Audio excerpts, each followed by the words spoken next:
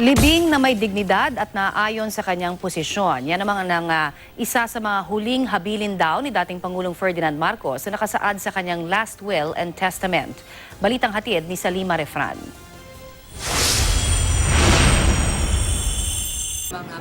Inilabas ng pamilya Marcos ang umano'y last will and testament ni dating Pangulong Ferdinand Marcos.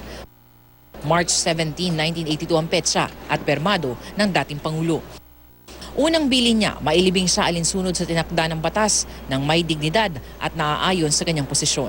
Pinatototohanan yung sinasabi ng Marcos family na gusto niyang mailibing sa libingan ng mga bayani. When he drafted that last will, that was the first one na inisip niya, yun yung kinonsider niya. Ilang bahagi ng testamento ang tinakpana, paliwanag ng abogado ng pamilya, personal na mga bagay na ito at hindi na dapat isa publiko. Ito ay mga personal na habilin ng dating Pangulo sa mga family members and to other persons who are close to them.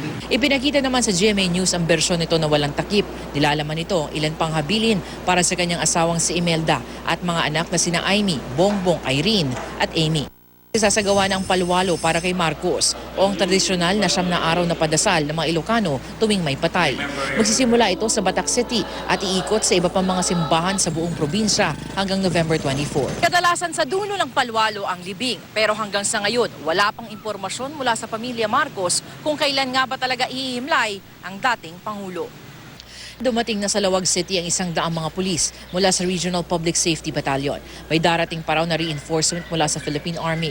Nakataas na rin ang full alert sa buong probinsya. Yan ay pinaghahandaan na natin yan at nakikita mo naman dyan sa baba yung mga dumating na tropa natin na tutulong dito sa paparating na burol ng atin na Apulacay. Nagpupulong na rin ang iba't ibang ahensya kabilang ang PNP, Philippine Army, Highway Patrol Group at mga Tagalawag International Airport para sa mas organisadong paglilibing. Ayon sa tagapagsalita ng Philippine Army ni si Colonel Benjamin Hao, nasa 60% ng kumpletong pagsasaayos ng burial site. Naghihintay na lang daw sila ng iba pang bilin mula sa pamilya Marcos.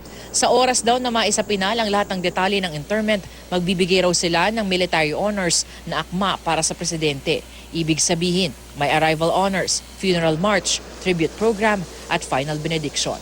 Ito rin daw ang programang binibigay sa sinumang high-profile leader na inihihimlay sa libingan ng mga bayani. Salima Refran, GMA News.